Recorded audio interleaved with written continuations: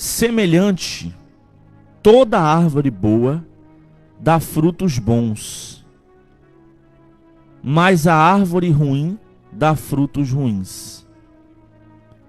A árvore boa não pode dar frutos ruins, nem a árvore ruim pode dar frutos bons. Toda árvore que não produz bons frutos é cortada e lançada ao fogo. Assim, pelos seus frutos, vocês os conhecerão.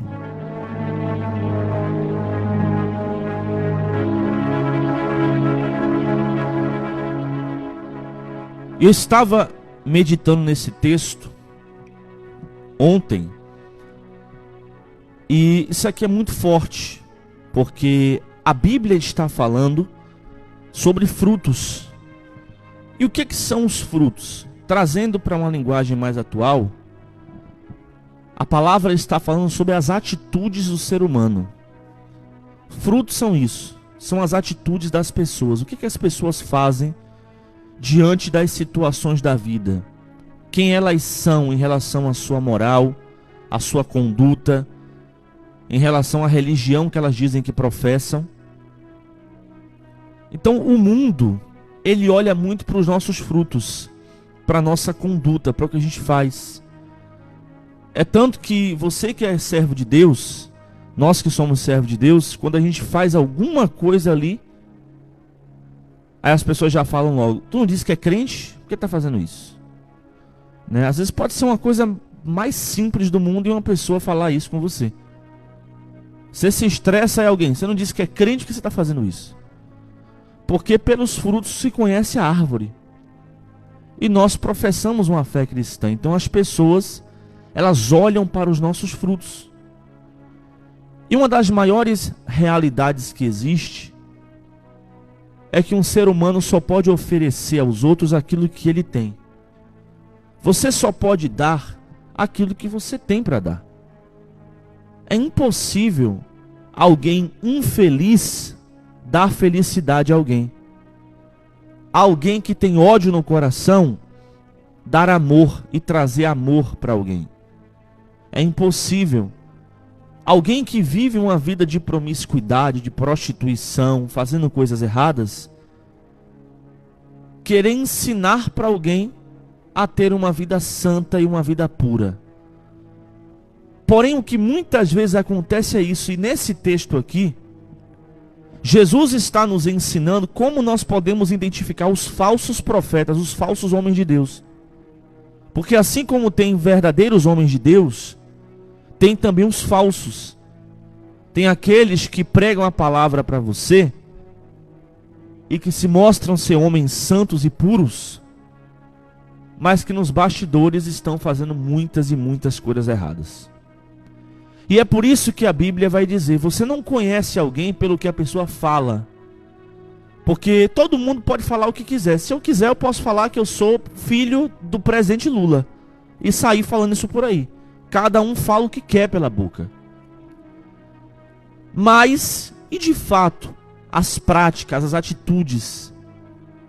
Então não é só o falar, é as atitudes. Você deve olhar para o que cada ser humano faz. Então tem gente que fala tanto sobre a moral, né? Sobre a pessoa ser correta, mas a pessoa não é correta. A pessoa por trás vive fazendo coisa errada. Ou seja, a conduta dela não está condizendo com o que ela está falando. E ela está oferecendo, obviamente, aquilo que ela tem a oferecer, que são as suas mentiras, as suas enganações, os seus engodos. Então entenda uma coisa: eu quero que você não só olhe para os frutos das pessoas que estão ao seu redor, mas eu quero que você olhe para os seus frutos. Quais são os frutos que você tem produzido? Será que você tem produzido frutos de honestidade? Você é uma pessoa honesta, que quer o bem do próximo, que ajuda as pessoas ao seu redor? Você faz o bem sem olhar a quem? Ou será que os seus frutos são frutos malignos? Você é uma pessoa ruim, que mente, que engana, que passa os outros para trás. Você quer levar vantagem em tudo. Se você vê ali um dinheiro ilícito, um dinheiro ilegal, você já quer levar vantagem, você já quer pegar para você. Não, porque isso aqui é bom, então eu vou pegar para mim. Tem muita gente que está agindo assim, pessoal. Tem muita gente que está dentro da igreja, que professa uma fé em Deus, mas a vida da pessoa está toda errada, toda atrapalhada. Então, como pode alguém que professa uma fé no Criador, mas que a conduta é totalmente diferente? Então, você diz que é um cristão, mas a sua vida é fazendo coisa errada. A sua vida é mentindo. A sua vida é enganando. A sua vida é odiando. A sua vida é dizendo que é uma árvore boa, mas na verdade você tem frutos malditos que saem de você. É por isso que Jesus, ele vai amaldiçoar a figueira. Porque a figueira estava cheia de folhas. Aparentemente parecia ter frutos, porque naquela época, quando a árvore estava cheia de folhas, estava bonita, ela tinha frutos.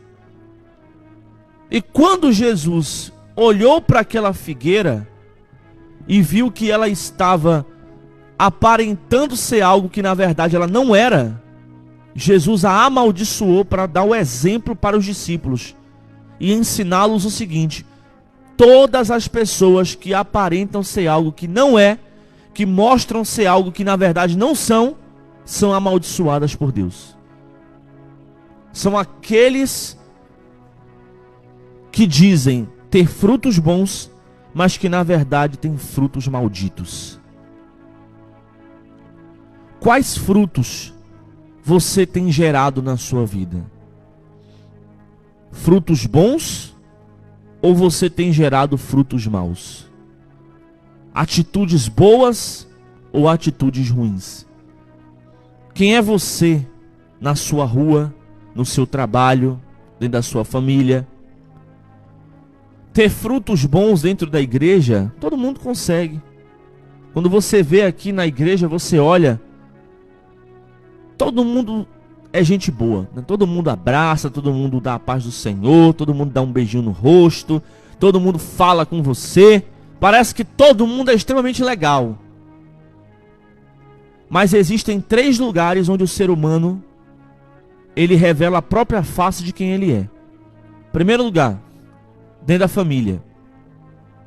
Você pode enganar as pessoas da igreja, você pode enganar os vizinhos, você pode enganar o povo do seu trabalho, mas a sua família você não engana. Porque a sua família convive com você 24 horas. Como diz o ditado antigo, come sal com você. E sabe muito bem quem você é quando você sai da igreja. Sabe muito bem quais são os frutos que você apresenta. Se são frutos benditos ou se são frutos malditos. Se são frutos de bênção ou se são frutos de maldição. A sua família sabe muito bem quem você é de verdade, assim como Deus também sabe. Segundo lugar, que as pessoas revelam de fato quem elas são, é com a vizinhança. A vizinhança geralmente conhece quem realmente é aquela pessoa. Porque muita gente, por exemplo, está dentro da igreja, prega sobre casais. Ah, porque você tem que ter um casamento feliz, tem que ter um casamento abençoado, tem que respeitar sua esposa. E a vizinhança todinho conhece eles como o casal que mais briga, que mais discute, que mais quebra o pau na rua. A conduta da pessoa dentro da vizinhança, muitas vezes a pessoa fala mal de um vizinho, chama um vizinho para falar mal de outro. É barraqueira, sabe? É desrespeitosa na rua que mora, ninguém conhece como cristã. Tá aí, apresentando frutos malditos. E a terceira coisa, o terceiro lugar que você não consegue esconder quem você é o seu trabalho. Porque dentro do seu trabalho, você convive com as pessoas ali das 7 da manhã até as 5 da tarde. Então você pode esconder quem você é durante um mês, durante 2 meses, 3 meses, 1 ano, 2 anos, mas vai chegar uma hora que você vai se rebelar. Vai chegar uma hora que aqueles que produzem frutos malditos vão se rebelar.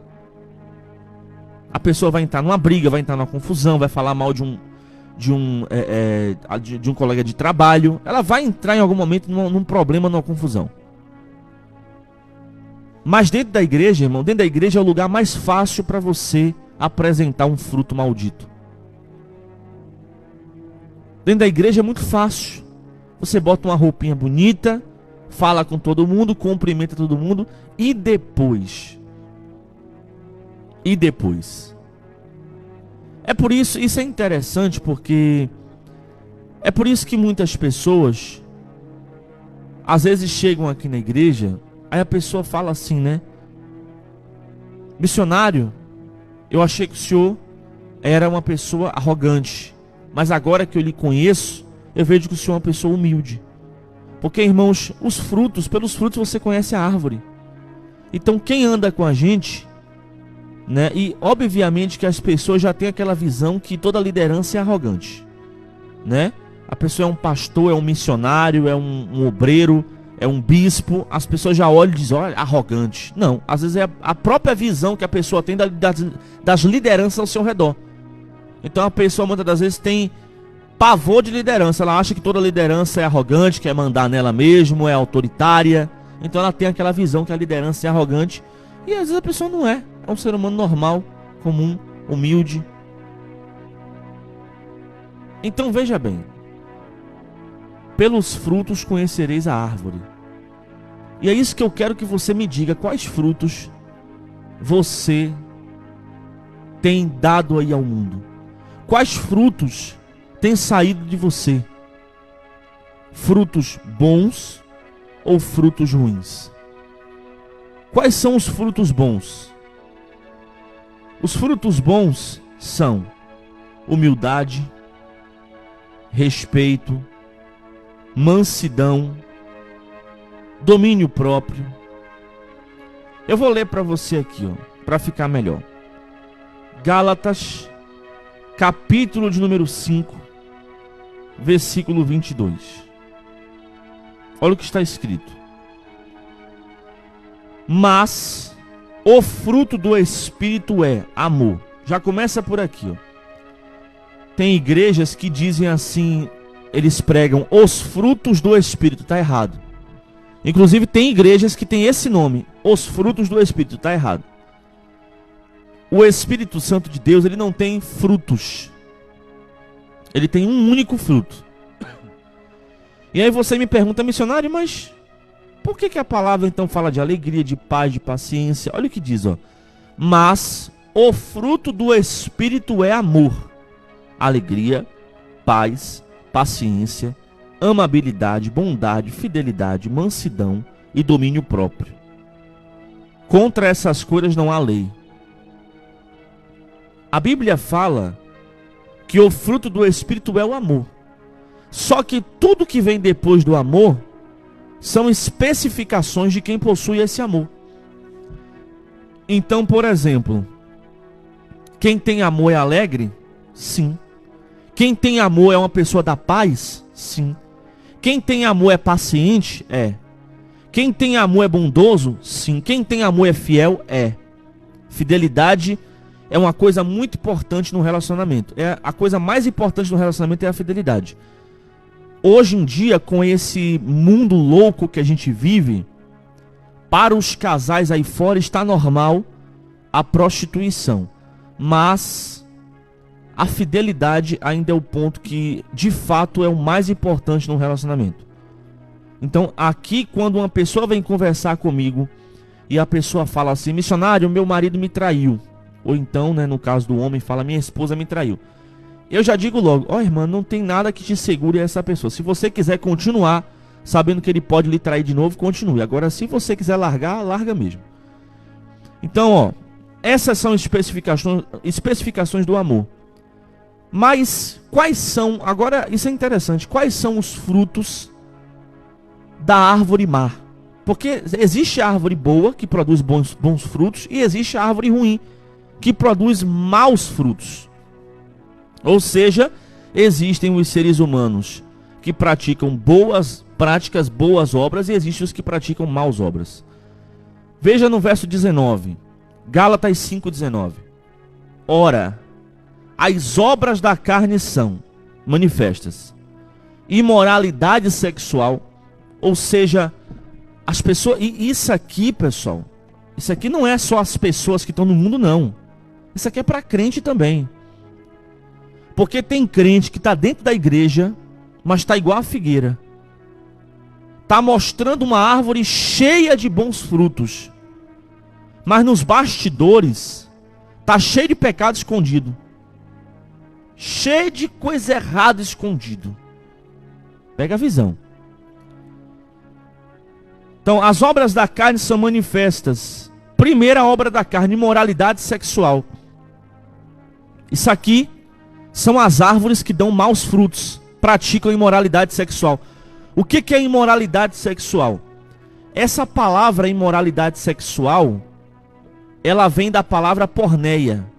Quando Paulo escreve aqui para Gálatas, para o povo da Galácia, ele está falando sobre a porneia. O que é a porneia? A palavra porneia significa imoralidade, prostituição, homossexualismo, lesbianismo, enfim, todas essas coisas estão englobadas dentro da palavra imoralidade sexual.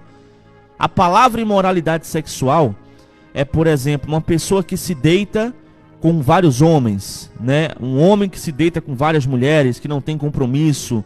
A partir do momento que uma pessoa faz o sexo sem ter ali o compromisso com alguém, mas faz o sexo por fazer, eu vou fazer porque eu quero matar o desejo.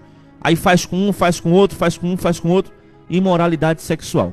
O adultério também é uma imoralidade sexual. A prostituição também é uma imoralidade sexual. Aqui fala sobre impureza e libertinagem. O que é impureza e libertinagem? São pecados horrendos. Principalmente a libertinagem. O que é uma pessoa libertina? Uma pessoa libertina é uma pessoa que vive no constante ato da prostituição, no constante ato da pornografia. Alguém que de sua boca só sai palavras de prostituição, só sai palavras de... A pessoa vive uma eterna vida na libertinagem. Ou seja, da boca da pessoa não sai nada sobre Deus, nada sobre as coisas de Deus, sobre a bondade de Deus. Só pornografia, prostituição, xingamento, um bocado de coisa errada.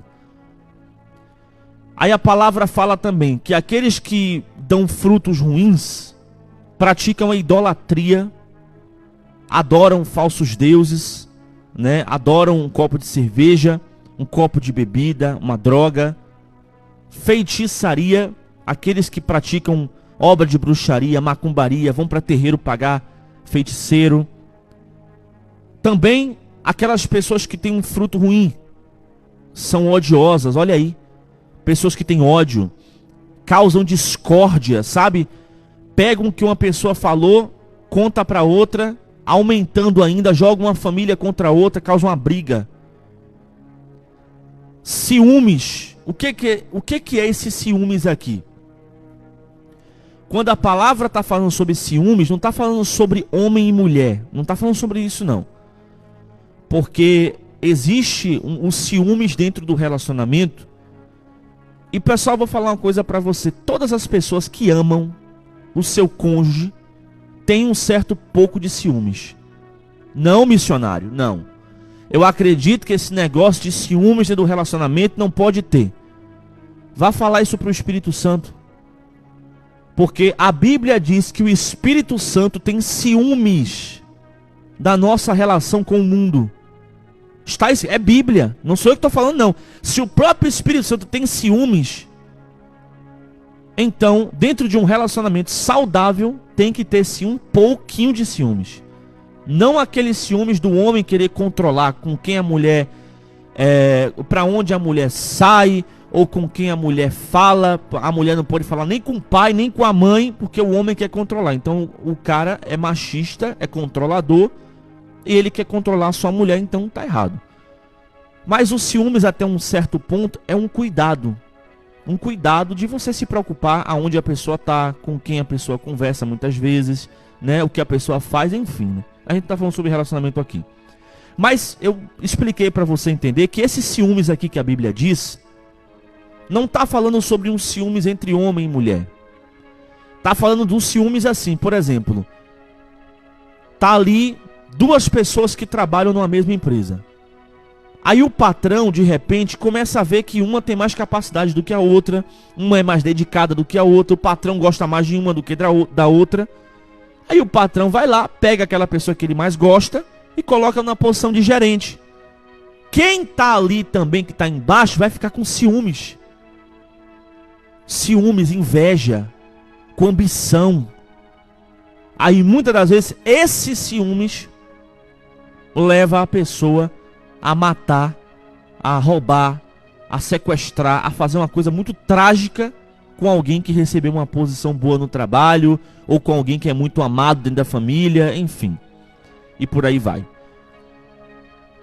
A Bíblia também fala sobre a ira. A Bíblia diz: ireis, mas não pequeis, né? Tá escrito. Mas que tipo de ira é esse? É a ira que leva a você fazer loucuras impensadas. Egoísmo. Pessoas que apresentam frutos ruins são egoístas. Só pensam em si mesmas. Não pensam em ajudar o próximo, não pensam na fome do mundo. Quando ela vê um familiar, um parente que está precisando de ajuda, ela tem para ajudar, mas ela diz assim: eu não vou ajudar porque se fosse eu eles não ajudariam. É uma pessoa egoísta. Dissensões também é fruto de quem é uma árvore ruim. O que é a dissensão? Aqui tanto dissensão quanto facção, que é a próxima palavra, são coisas parecidas. É disseminar o ódio, disseminar a mágoa, disseminar as mentiras. Joga um contra o outro. Verso 21. Olha que coisa. Inveja. A inveja também é um fruto de quem é uma árvore ruim. Porque as pessoas que são árvores ruins, que dão frutos ruins, elas são invejosas. Ela inveja quem está na família, ela inveja quem está próximo, ela inveja um amigo, ela inveja um parente, ela inveja um vizinho. Ela chega na igreja e ela já fica com inveja. Ela fica com inveja porque uma pessoa canta melhor do que ela, porque alguém prega melhor do que ela. Cuidado com o espírito de inveja, irmão. Muitas vezes a gente pede a Deus proteção da inveja dos outros. Só que muitas vezes a gente mesmo é invejoso. É difícil assumir isso, mas muitas vezes você pode estar sendo alguém invejoso. Às vezes você está olhando para o comércio do outro e está falando: ele vende, eu não vendo. Às vezes você está olhando para a pregação do outro e está falando: ele prega melhor do que eu, ele prega bem, ele tem capacidade, eu não tenho. Olha lá, ela tem uma roupa boa e eu não tenho. Olha, ele tem um carro bom e eu não tenho. Ele tem uma família boa e eu não tenho. Ele tem um esposo bom e eu não tenho. Ou seja, você está praticando o pecado da inveja. Você está cobiçando o que é do outro. Aí a Bíblia fala, inveja, embriaguez. E aí muitos vão dizer: missionário, a palavra eu já vi diversos falando isso. A palavra não proíbe beber, proíbe se embriagar. Irmãos, qual é a lógica de você colocar um copo de cerveja na sua boca? A partir do momento que você ainda cogita beber, é porque você tem saudade do mundo. Não, missionário, não tenho saudade do mundo não, mas a palavra diz que não pode se embriagar. Então eu vou beber um cálicezinho de vinho, eu vou beber um copo de cerveja, eu vou beber um copo de cachaça, eu vou beber um... Irmãos, pelo amor de Deus, você tem saudade do que o mundo te oferece. É por isso que você quer beber ainda. É por isso que você tem esse desejo de beber, de fazer tatuagem, de ir pra festa, de ir pra show mundano. Porque você tá ligado ao mundo. Me perdoe falar isso aqui pra você, mas é verdade. E a Bíblia fala sobre as orgias. Por que Paulo fala sobre a orgia? Porque as orgias naquela época em Roma eram muito comuns. Vocês acham, né, que o mundo da época de Jesus era um mundo puro? Não. Roma era um império desgraçado, cheio de orgia, caído espiritualmente, destruído, derrotado, flagelado. Era um império que era a prostituição que reinava naquele lugar. Para você ter uma ideia, a maioria dos imperadores de Roma eram homossexuais e viviam fazendo orgias. O povo de Roma fazia orgias no meio da rua. E hoje em dia a Roma moderna tem voltado. A Roma está instalada no meio do povo. Então você vê, por exemplo, hoje em dia é comum as orgias, é comum os casais se reunirem para fazer sexo entre si. É comum hoje em dia a prostituição. Essa geração atual de hoje em dia, para eles tem sido muito comum praticar esse tipo de coisa. Então, irmãos, eu preguei aqui hoje para vocês sobre os frutos que a árvore boa tem e os frutos que a árvore má tem. Então, os frutos da árvore má, da árvore ruim, resumindo, o fruto da pessoa que não presta. Pronto, você entendeu agora que eu estou falando árvore, árvore, árvore, às vezes você não está entendendo. O fruto da pessoa que não vale nada é esse aqui, ó. Imoralidade sexual, impureza, libertinagem, idolatria, feitiçaria, ódio, rancor, discórdia, ciúmes, ira, egoísmo, dissensão, facção, inveja, embriaguez e orgia. Quem não presta, pratica pelo menos 3 dessas coisas aqui. As pessoas que têm um fruto ruim, que têm uma alma ruim, uma conduta que não presta. E as pessoas boas, as pessoas que têm um fruto bom, que são homens de Deus, mulheres de Deus, pessoas que de fato vivem uma vida correta. E o fato de estar dentro da igreja não significa que a pessoa é um homem de Deus não, tá? Porque tem pregador, como por exemplo, eu não vou nem falar o nome aqui, porque é um pregador famoso, mas tem um pregador aí, que ele é do Rio de Janeiro. E esse cara, ele foi muito conhecido, muito famoso na sua época, muito famoso.